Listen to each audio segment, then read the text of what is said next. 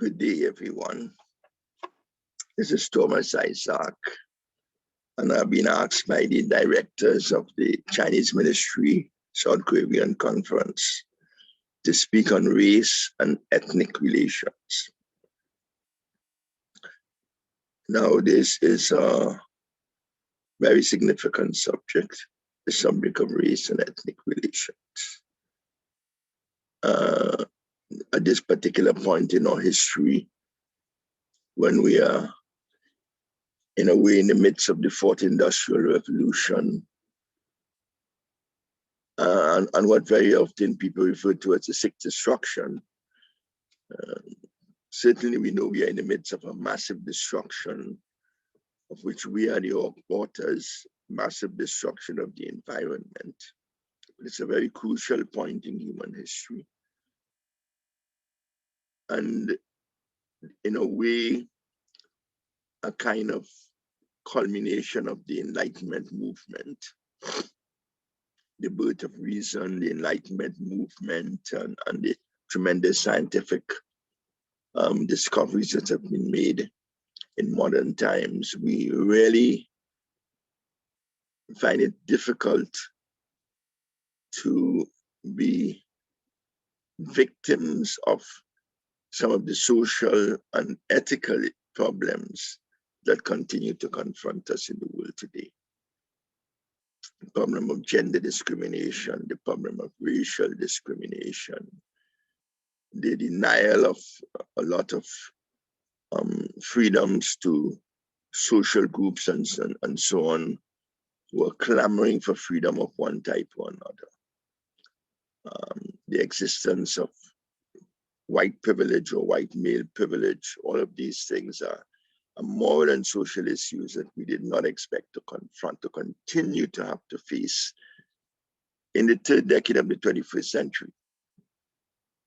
But they're here, they continue to raise their ugly heads, and they continue to confront us with a problematic that we seem to have no real resolution to. Racism is a persistent problem, and the last administration of the United States of America, to a large extent, was responsible for reviving many of the fears and uncertainties and anxieties associated with racism.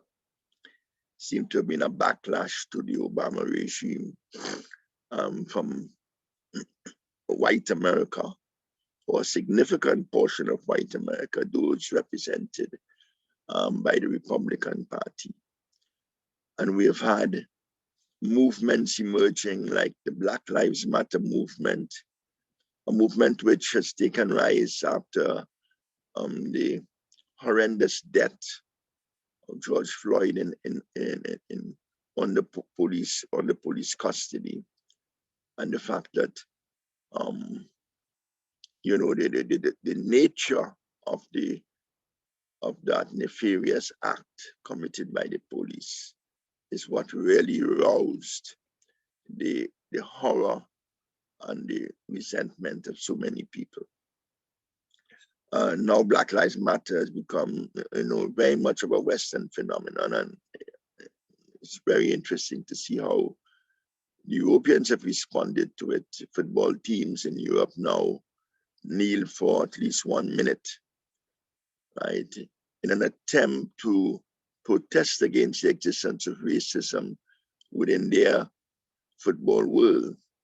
It's very prevalent there, certainly among the spectators, and to really bring an end to that overt racism expressed so unashamedly in public places. So race is a cultural construction, but it does have a biological base, and there's a sense in which we can never really change our race. And it's demonstrated, racism is demonstrated by contempt for people who look physiologically different from the way we look. They are essentially, the difference lies in, and it has a genetic base, in skin color, hair texture, and facial features. It hardly extends beyond this. But race is an established category. It's very evident. It's very perceptible, and clearly, even though it is a social construct, inescapable. Ethnicity is a little different. Often, ethnicity is used as a synonym of race because racial differences are primarily defined by cultural differences, and very often animosities, jealousies, hostilities stem from these cultural differences. But ethnicity is a different culture. Ethnicity is a shifting concept. You may belong to an ethnic group in one location, geographical location, and not in another. In the case of Trinidad, for example, we have two large ethnic groups, Afro-Trinidadians and Indo-Trinidadians. But if an Afro and Indo-Trinidadian moves to, say, London, then he belongs to a new ethnic group, and that is the Trinidadian. But it is a common cultural background that unites him and differentiates him from the others within that space. So one's ethnic identity can shift with space and time. Racism is a very recent phenomenon. And when you look at the ancient literatures, you do not see much evidence of it, if any at all. When you look in the Bible, there is really no evidence of racial difference. Human race is all that is accounted for. There's a lot of prejudice between nationalities, and the Jews themselves, who see themselves as the chosen people of Yahweh, is different and in a way superior to others, right? Demonstrate with respect to other peoples a certain kind of prejudice, hostility, resentment, and so on. But they do not see others as of a different race, as we do in the present time. So when you look at other ancient writings, I have been reading Herodotus, the father of history, a Greek historian who wrote in about the 5th century. And it's interesting when one reads the kinds of statements that he makes. You know, he's exploring human history, all of the various nationalities around, and for example, he describes the Egyptians as the darkest people in the world after the Ethiopians. And he says that all that the Greeks know they have learned from Egypt. Egypt is the center of civilization, and they are heavily indebted to Egypt for many of their main cultural traditions and lifestyle practices. And when he speaks about Ethiopians, for example, he says they're the darkest people in the world, and they are the tallest and the most beautiful people in the world. So there is no sense that people of another physiological mold, there is no sense that they are inferior, right? And color does not make for any fundamental difference, right, in assessing the standing of a human being. So the ancient literatures do not reveal any evidence of racism. And with respect to the Romans, for example, when the Huns invaded, the Huns were Asiatics when they invaded the Roman Empire and began their many military attacks on the southern Roman civilization, Western European civilization. It was noted that these people, these Huns, you know, have their eyes are like needle eyes, right? That was an indication of a facial difference, right? So that they had needle eyes or needles for eyes. So the Huns, and later on, there's the fear of the Turks and the Tatars. The Turks and the Tatars are coming from Asia. The Tatars are the Mongols. And the Mongols had established, you know, the largest empire in the world by about the 12th century, one of the largest empires the world has ever seen, and they had reached the borders of Western Europe. So, and there was a noted difference, but it was not a difference that was expressed in any kind of contempt for their genotype. So the caste system in India, for example, would be in a situation where there was a kind of racial oppression. In about 1500 BC, the Aryans would have descended on the subcontinent of India, conquered the Dravidian peoples, darker skinned peoples, but peoples who were far more civilized than they were, and imposed not only Hinduism, but they imposed the caste system in a way to discourage or prevent intermarriage and miscegenation between the two various racial groups. So the caste system, in a way, consolidated a certain kind of racial policy in India and continues to survive to today. And that may be perhaps the only instance that we see. Very much of the, the anti-Semitism that we find existing in the Middle Ages was an anti-Semitism and perhaps certain resentment towards the gypsies, mainly because of their lifestyle. The gypsies were perceived as different. They came from India. It was believed that they had come from Egypt. That's why they were called gypsies. But there was a certain kind of resentment towards them. They were kept on the margins of the society.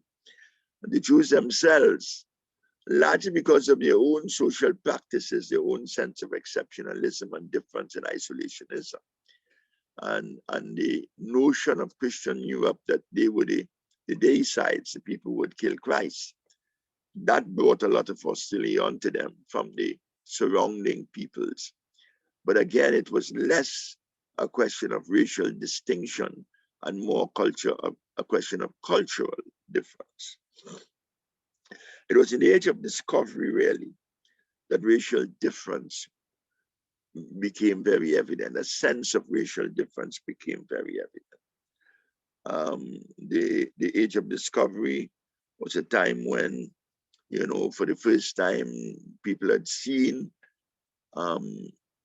Chinese people. The voyages of the Portuguese along the Cape of Good Hope and into the Indian Ocean and eventually into Macau and so on. These voyages brought them in, led them to encounter Mongoloid peoples, and these Mongoloid peoples were really very different than Western Europeans. And then the Portuguese themselves had penetrated into Africa, south of the Sahara, and met again another race of people, Negroid peoples, or what came to be called Negroid peoples, and they also were extremely different, even more than the Chinese were, from Western Europeans. Also, the age of discovery led to the rise of European imperialism and the spread of Europe to other parts of the world. Columbus came to the New World and met the Amerindians, the original inhabitants of the New World, who really were Mongoloid and who were very different also. They were called Indians by the Europeans. They really had no connection with India, but they were called Indians and perceived as very different racially. So there was in the age of discovery a kind of discovery for the first time of racial difference.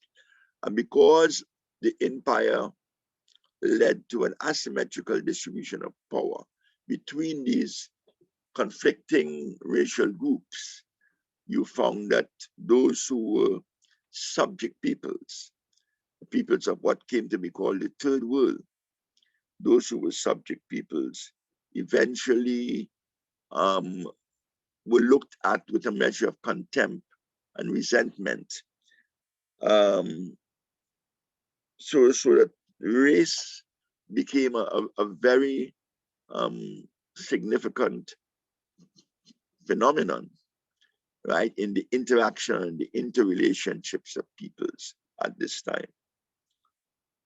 Now, the race theory is a very complex one, and traditionally, people have identified three major racial groupings: Mongoloids, Negroids, and Caucasoids. The Caucasoids are the Europeans and Mediterranean peoples, the Mongoloids, Chinese, Japanese, and so on, and the people of the New World.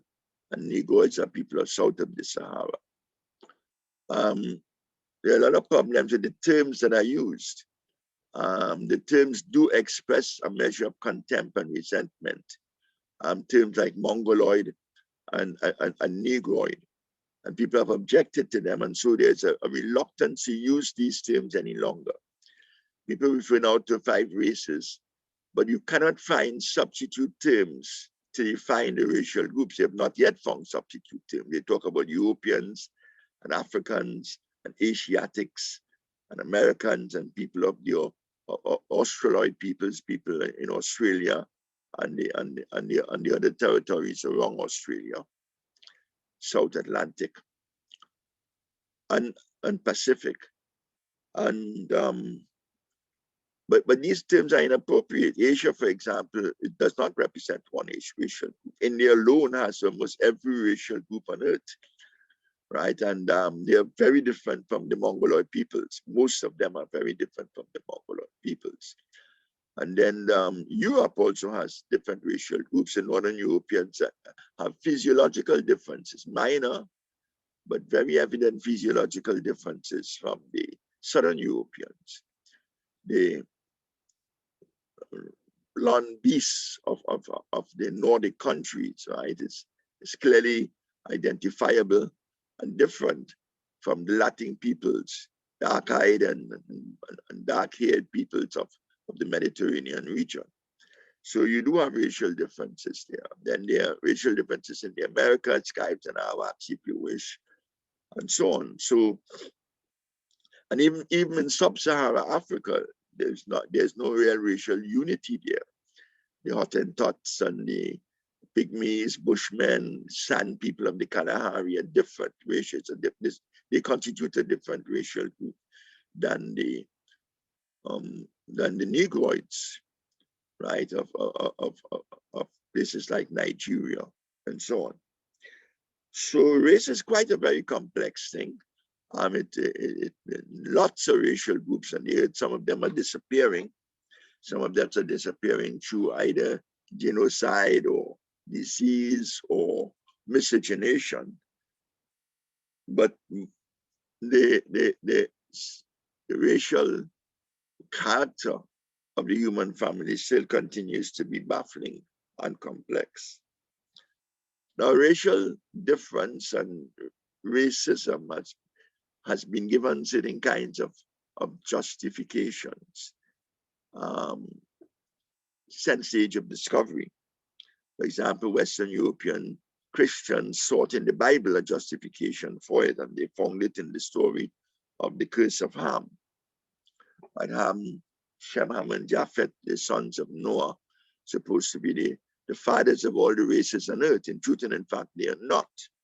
The Hamites are not Southern Europeans, sub-Saharan Africans. The Hamites are people who live in places like Ethiopia and Egypt and so on. The Semites are Semitic peoples, right? The peoples who live in Israel and Syria and Mesopotamia. And the sons of Japheth are Indo-European peoples who live in Europe and stretching up into India. So you do not have, right, any account given of sub-Saharan Africans nor Chinese in the story, yet the curse of Ham was seen to be a curse that affected all dark-skinned peoples in the world, and certainly those south of the Sahara. And that seemed to be a justification for slavery, because the triangular trade had developed. The slaves were brought from West Africa to the New World. Triangular trade, again, created a condition in which Blacks were victims, Blacks were inferior, and all kinds of negative attributes were foisted onto them by the conquering peoples, the master race. So the Bible was used as a source of justification, and even evolutionary theory when it came into being, Darwin's evolutionary theory. It was felt that Africans had not evolved to the same level as the Europeans, and even the peoples in China, the Mongoloid peoples, had not evolved to the same level as Europeans. So there was a hierarchy of the races. And that hierarchy, in a way, justified European imperialism on the one hand, and the enslavement of native peoples from these countries abroad on the other. And so it was in the 19th century that a number of raciological theories were born, theories by people like Le Bon and Gobineau, theories that eventually came to fuel the discourses of raciologists in places like Germany, which led to the rise of Nazism. And we know what the end of Nazism was. So race has been, right, and continues to be a really problematic factor in our contemporary civilization. Race and ethnicity really defines interrelationships between people. And you can see those interrelationships are stretching across a significant spectrum of attitudes and dispositions and practices, cultural practices, right? From the negative polarity of genocide. That's one of the ways in which racial difference has been addressed by people who are in charge, who have superior weaponry, who have superior political power and economic resources. And reference was made to that in the case of the Holocaust, where the Germans during the time of Hitler were engaged in an extermination of Jews, and had they gained possession of the entire world politically, they would have continued that process with respect to what they considered to be inferior races. And then this whole question of xenophobia and the dislike for foreigners and exclusion. Exclusion is one of the ways in which that racism demonstrates itself, is displayed. You exclude people of other races from opportunities, privileges, and so on within your own, within the society. Separation is very evident in case of places like South Africa, which practice apartheid, or Israel, where the Palestinians are persecuted and extradited from this society very often, and made to live in camps and so on, refugee areas. And even in North America, with the Jim Crow laws, where the separation was not a physical separation, but the separation was a result of a policy of exclusion. So people were living in the same space but could not access restaurants and cinemas and means of transport and so on. White privilege was established and defined, right, the structure of relationships within that society. But then we move to more positive attitudes of tolerance, mutual respect, and positive encounter. And perhaps the most positive form of racial integration and interracial relationships exists when races recognize the value of living in close proximity to people who are different, recognize the value of cultural diversity, and are prepared to learn from each other. They assimilate practices of each other.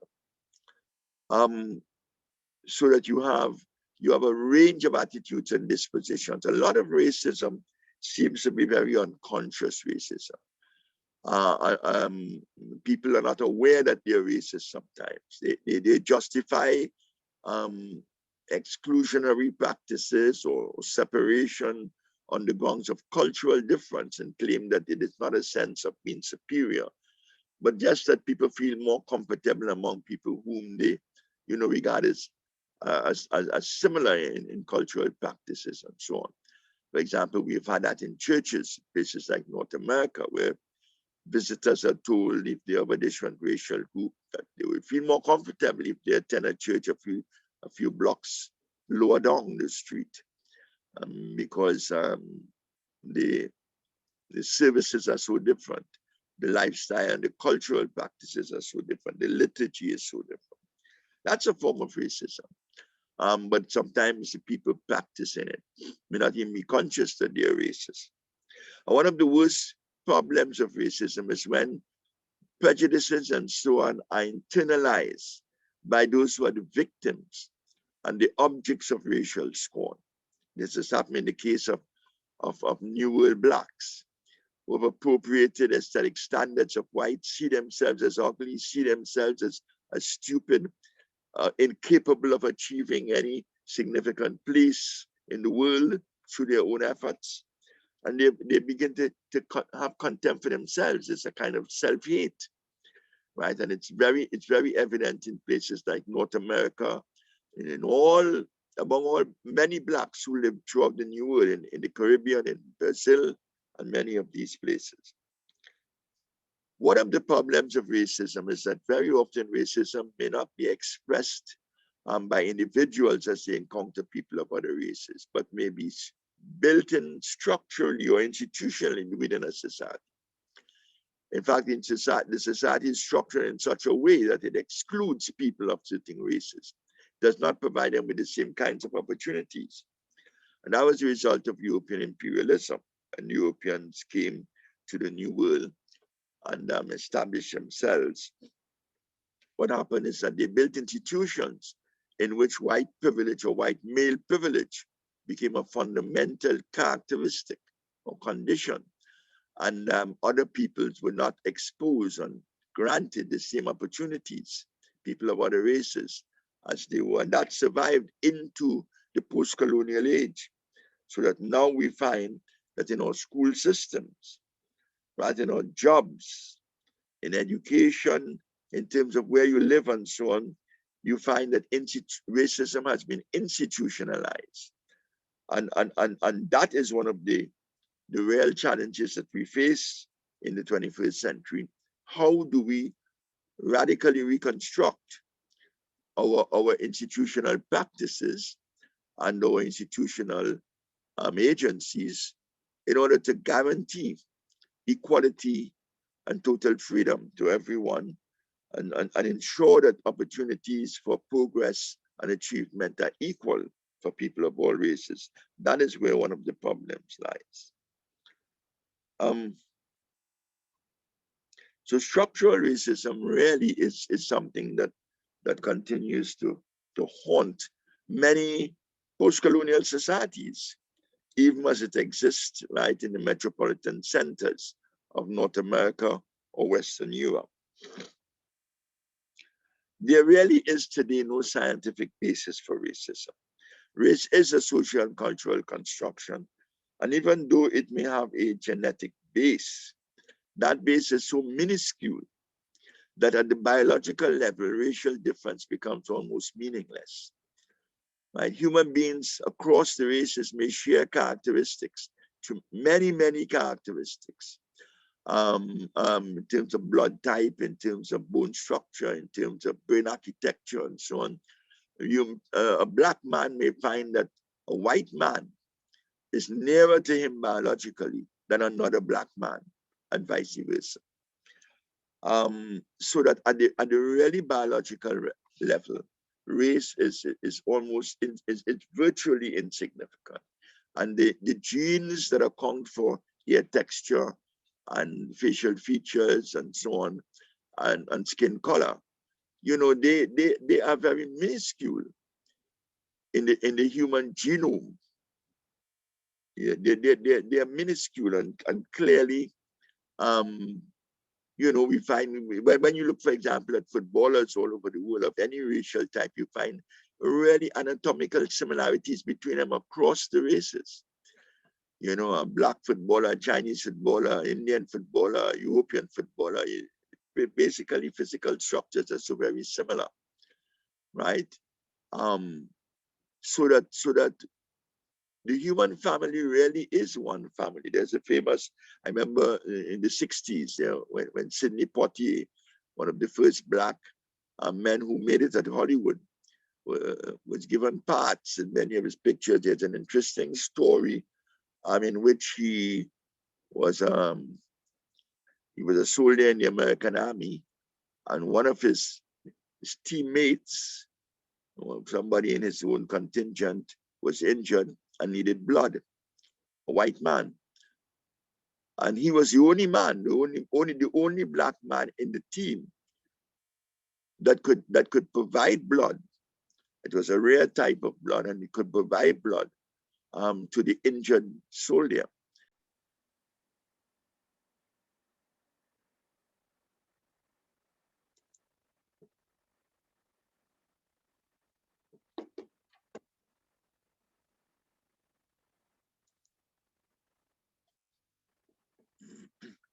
Yeah, so the story of Sidney Poitier was quite an interesting one in that it indicated that, we may have, across the races, we share certain biological commonalities or similarities that makes difference in skin color and difference in hair texture and so on virtually insignificant. We've reached a time where racial prejudice really has no justification, and where people are recognizing that it is dysfunctional, right? If all of us are to achieve as a human family real progress, we've got to include women. We cannot continue to exclude women, right? In the task of civilization, in the rise and progress of civilization.